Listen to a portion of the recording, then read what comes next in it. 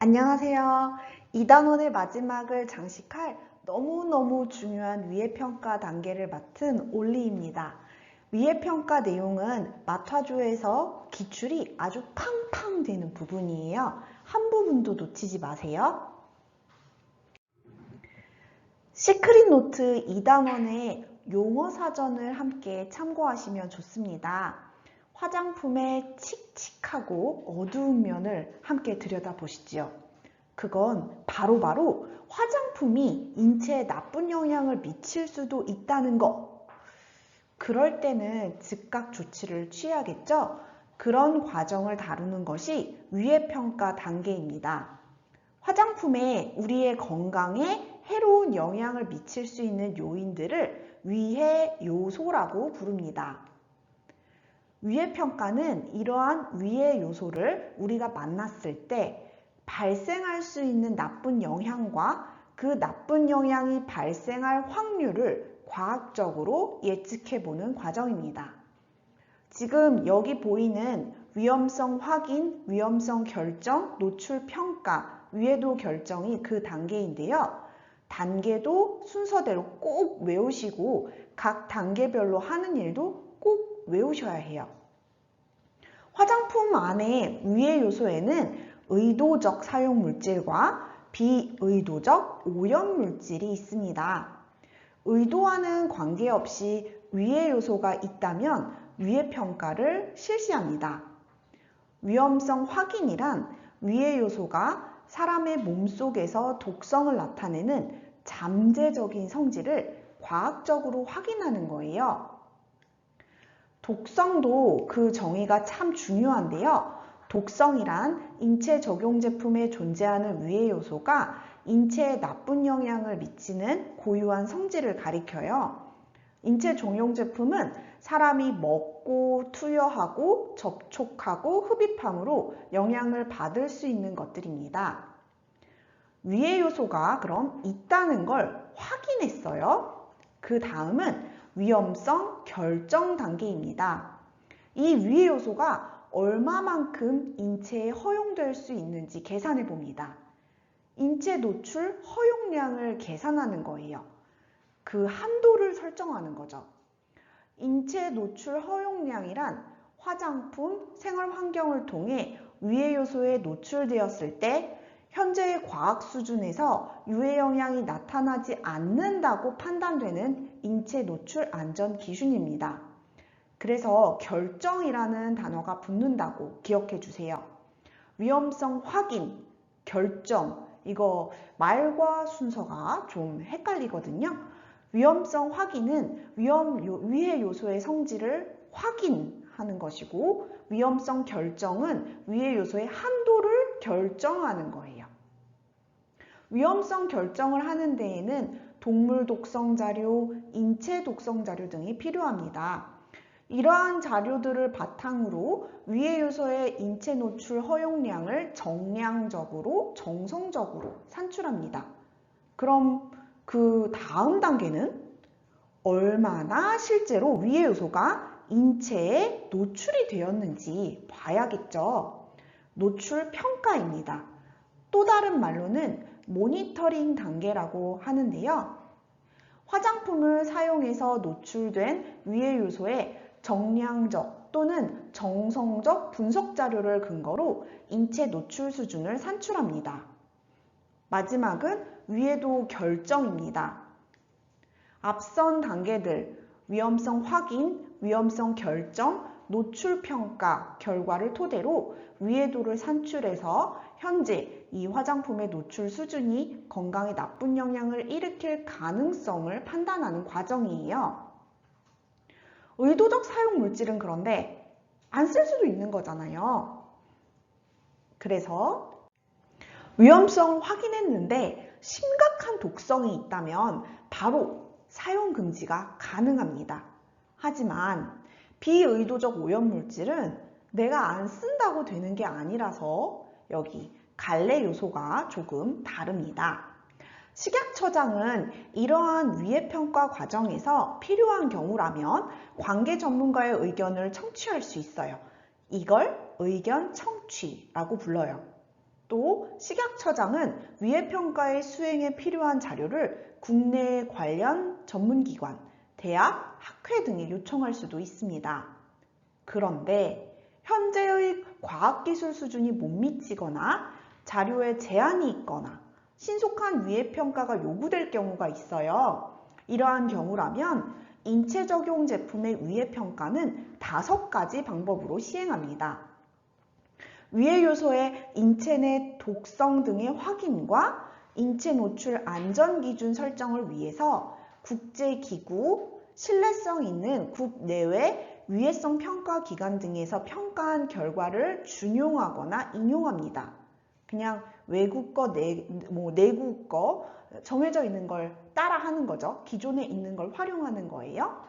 인체 노출 안전 기준의 설정이 어려울 경우 위해 요소의 인체 내 독성 등의 확인과 인체의 위해 요소 노출 정도만으로도 위해성을 예측할 수 있습니다. 이건 적당히 검사하고 예측하는 거죠. 세 번째는 인체 적용 제품의 섭취, 사용 등에 따라 사망 등의 위해가 발생하였을 경우 위해 요소의 인체 내 독성의 확인만으로 위해성을 예측할 수 있습니다. 네 번째는 인체의 위해 요소 노출 정도를 산출하기 위한 자료가 불충분하거나 없는 경우 활용 가능한 과학적 모델을 토대로 노출 정도를 산출할 수 있습니다. 특정 집단의 노출 가능성이 클 경우도 있겠죠? 이럴 경우는 어린이, 임산부 등의 민감 집단, 고위험 집단을 대상으로 위해 평가를 실시할 수 있습니다. 앞선 표와 함께 정리한 내용이 잘 적혀 있습니다. 위험성 확인은 위해 요소의 인체 내 독성 등을 확인하는 과정, 위험성 결정은 인체가 위해 요소에 노출되었을 경우 유해한 영향이 나타나지 않는 것으로 판단되는 인체 노출 안전 기준을 설정, 노출 평가란 인체가 위해 요소에 노출되어 있는 정도를 산출, 위해도 결정은 인체 위해 요소가 인체에 미치는 위해성을 종합적으로 판단하는 거예요. 그런데 용어가 좀 헷갈리신다고요? 관련 용어를 정리해 드릴게요. 위해 요소는 인체의 건강을 해치거나 해칠 우려가 있는 화학적, 생물학적, 물리적 요인입니다. 위해성은 인체 적용 제품에 존재하는 위해 요소에 노출되는 경우 인체의 건강을 해칠 수 있는 정도를 말합니다. 위해성 평가는 인체 적용 제품에 존재하는 위해 요소가 인체의 건강을 해치거나 해칠 우려가 있는지의 여부와 그 정도를 과학적으로 평가하는 거예요. 이 외에도 통합 위해성 평가라는 것도 있는데요. 인체 적용 제품에 존재하는 위해 요소가 다양한 매체와 경로를 통하여 인체에 미치는 영향을 종합적으로 평가하는 것입니다. 다음은 안전력인데요. 아직 시험에 출제된 적은 없어요.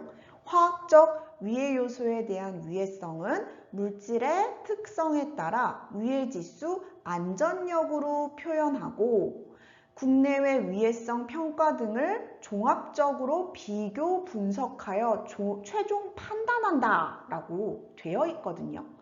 위해 지수란 위해 요소의 1일 평균 노출량을 인체 노출 허용량 등으로 나눈 값이고요. 여기 화면에 보이는 안전력은 화장품에 있는 위해 요소의 최대 무독성량을 1일 인체 노출량으로 나눈 값입니다.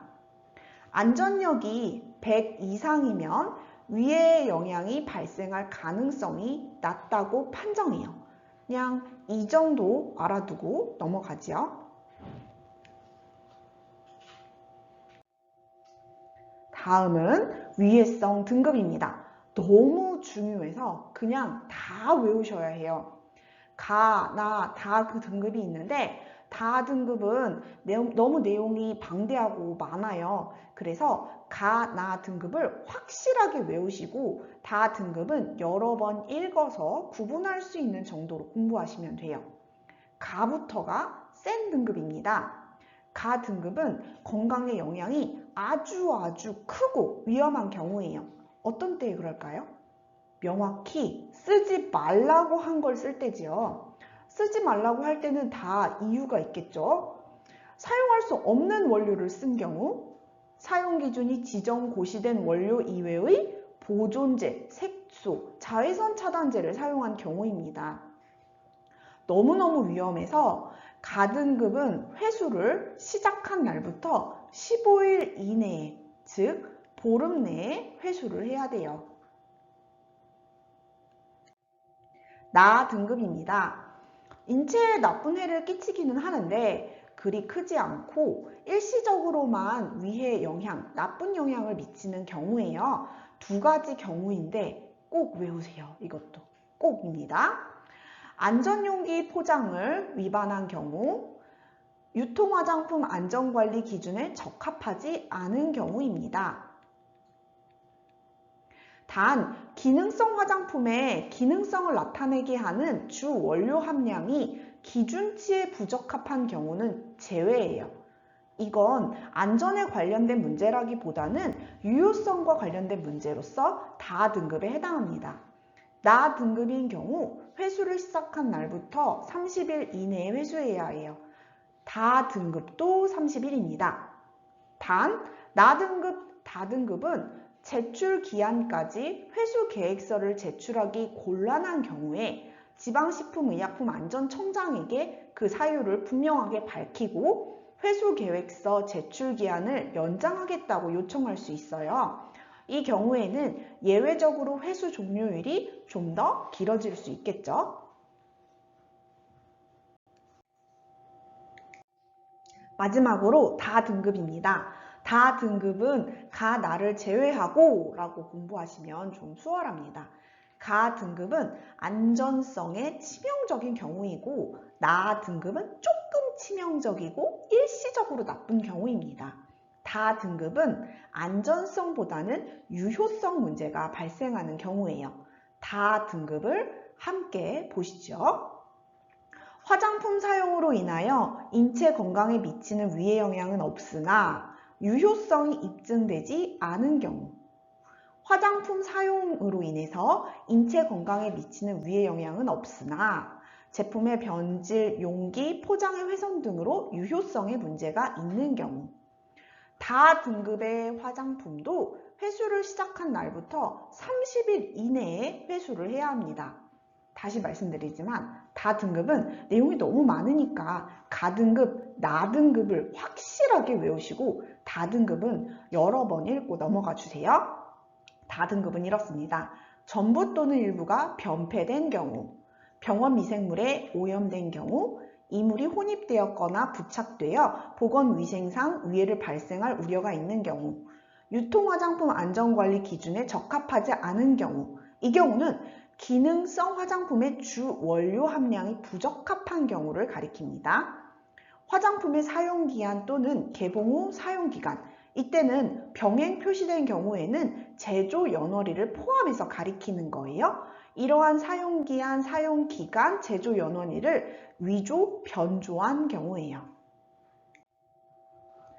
또 많네요. 그 밖에 화장품 제조업자 및 책임 판매업자 스스로 국민보건에 위해를 끼칠 우려가 있어 회수가 필요하다고 판단되는 경우, 화장품 제조업 또는 화장품 책임 판매업 등록을 하지 아니한 자가 제조한 화장품 또는 제조 수입하여 유통 판매한 화장품, 화장품 제조업 또는 화장품 책임 판매업 신고를 하지 아니한 자가 판매한 맞춤형 화장품, 맞춤형 화장품 조제관리사를 두지 아니하고 판매한 맞춤형 화장품, 화장품의 기재사항, 가격 표시, 기재 표시사항의 주의에 위반되는 화장품 또는 의약품으로 잘못 인식할 우려가 있게 기재 표시된 화장품, 판매 목적이 아닌 제품의 홍보, 판매 촉진 등을 위하여 미리 소비자가 시험 사용하도록 제조 또는 수입한 화장품, 소비자에게 판매하는 화장품의 한해설입니다.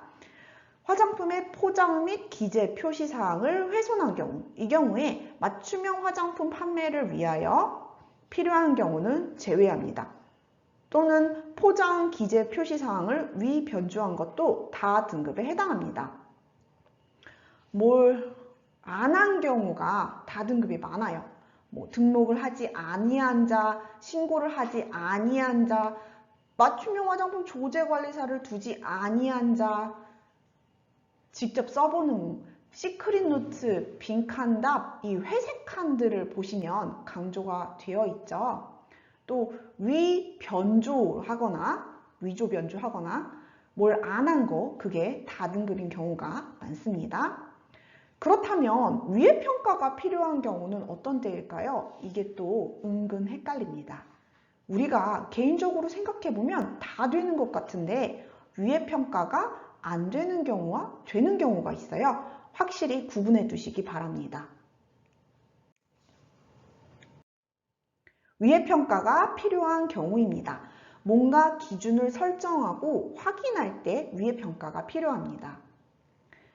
위해성에 근거하여 사용 금지를 설정할 경우, 안전력을 근거로 사용 한도를 설정할 경우, 비의도적 오염물질의 기준을 설정할 경우, 현 사용 한도 성분의 기준 적절성을 확인할 경우, 위해 관리 우선순위를 설정할 경우, 화장품 안전 이슈 성분의 위해성 확인을 확인할 경우, 인체 위해의 유의한 증거가 없음을 검증할 경우입니다. 다음은 위의 평가가 불필요한 경우입니다. 불법으로 유해물질을 화장품에 혼입한 경우입니다. 불법이라면 당연히 사용 금지니까 위의 평가를 할 시간과 비용을 들일 필요가 없죠. 그리고 안전성, 유효성이 입증되어 기허가된 기능성 화장품. 이미 입증되었는데 또다시 하는 거 역시 낭비입니다. 그리고 위험에 대한 충분한 정보가 부족한 경우에는 자료가 부족하니까 위의 평가도 어렵다고 봐야죠. 이 세 가지 경우가 위의 평가가 불필요한 경우입니다. 조금 비슷한 내용인데요. 위의 평가의 대상입니다. 식품의약품안전처장은 인체 적용 제품이 다음 각 호의 어느 하나에 해당하는 경우에는 위해성 평가의 대상으로 선정할 수 있습니다. 첫 번째는요. 국제기구 또는 외국 정부가 인체의 건강을 해칠 우려가 있다고 인정하여 판매하거나 판매할 목적으로 생산, 판매 등을 금지한 인체 적용 제품입니다. 두 번째는 새로운 원료 또는 성분을 사용하거나 새로운 기술을 적용한 것으로서 안전성에 대한 기준 및 규격이 정해지지 않은 인체 적용 제품입니다. 세 번째는 그 밖에 인체의 건강을 해칠 우려가 있다고 인정되는 인체 적용 제품입니다. 다음은 참고사항이에요. 가지고 계신 주 교재에 나와 있는 분도 있고 없는 분도 있으실 거예요. 아직 출제된 적은 없는 내용이지만 비교적 간단해서 소개해 드립니다. 저희 시크릿 노트에도 없는 내용인데요. 필요하신 분들은 시크릿 노트 여백이 충분하니까 간단히 노트를 해주시면 돼요. 아직 초창기 시험이라서 범위가 여기 나왔다가 저기 나왔다가 들쑥날쑥하고 문제은행 시기라서 관련 내용이 많이 학습하실수록 도움이 됩니다. 그래도 한번 들어본 내용은 적어도 무의식 중에 맞출 확률이 높잖아요. 그래서 참고사항으로 다뤄보게 된 위해성평가위원회입니다. 식품의약품안전처장은 이 아래에 있는 각 호의 사항을 자문하기 위하여 위해성평가위원을 둡니다. 어떤 내용을 자문하냐면요. 위해성평가의 방법, 위해성평가 결과의 교차 검증, 독성시험의 절차와 방법, 그 밖에 위해성 평가 등에 관하여 식품의약품안전처장이 자문을 요구하는 사항입니다. 위원회의 구성입니다. 위원장 1명을 포함한 20명 이내의 위원으로 구성됩니다. 따라서 위원장이 아닌 위원은 최대 19명까지 가능하다는 거죠. 위해성평가위원회의 위원장은 이름도 특별해요. 특별한 이름이 따로 있습니다. 식품의약품, 여기까지는 많이 들어보셨죠? 식품의약품 안전평가원장이 됩니다. 위해성 평가는 안전과 관련되어 있잖아요. 그래서 식품의약품 뒤에 안전평가라는 말이 붙나 봐요. 식약처장은 전문적인 위해평가를 위해서 식품의약품 안전평가원을 위해성평가 전문기관으로 하거든요. 그러니까 위해성평가위원장은 식품의약품 안전평가원장입니다. 위원은 당연히 관련 지식이 풍부한 분이 맡아야죠. 그래서 아래와 같은 능력을 지닌 분들을 위원장, 즉 식품의약품 안전평가원장으로 위촉하고 지명합니다. 위해성 평가 분야에 관한 학식과 경험이 풍부한 자, 식품의약품 안전처 또는 식품의약품 안전평가원의 공무원, 그 밖에 식품의약품 안전처장이 제3조의 자문을 위하여 필요하다고 인정하는 자입니다. 그리고 위원회 사무를 처리하기 위한 간사도 한 명 있어요. 간사의 자격은 이러합니다. 간사는 식품의약품 안전처 또는 식품의약품 안전평가원 소속의 공무원 중에서 식품의약품 안전처장이 지명합니다. 위원회는 제3조에 따른 자문사항을 전문적으로 검토하기 위하여 분야별로 전문위원회를 둘 수도 있습니다. 위해성평가위원회 임기도 볼까요? 위해성평가위원회 임기는 2년으로 하되 공무원인 위원은 그 직위에 재직하는 기간 동안 재임합니다. 다만 보궐위원회 임기는 전임 위원 임기에 남은 기간으로 하고요. 이번 강의에서는 위해평가가 무엇인지, 위해평가가 필요한 경우, 그리고 위해성 등급에 대해 알아보았습니다. 위해평가에 대해서는 다음 강의까지 함께 들어주세요. 그럼 오늘도 아마따와 함께 합격을 위해 한 걸음 더 가까이 가요.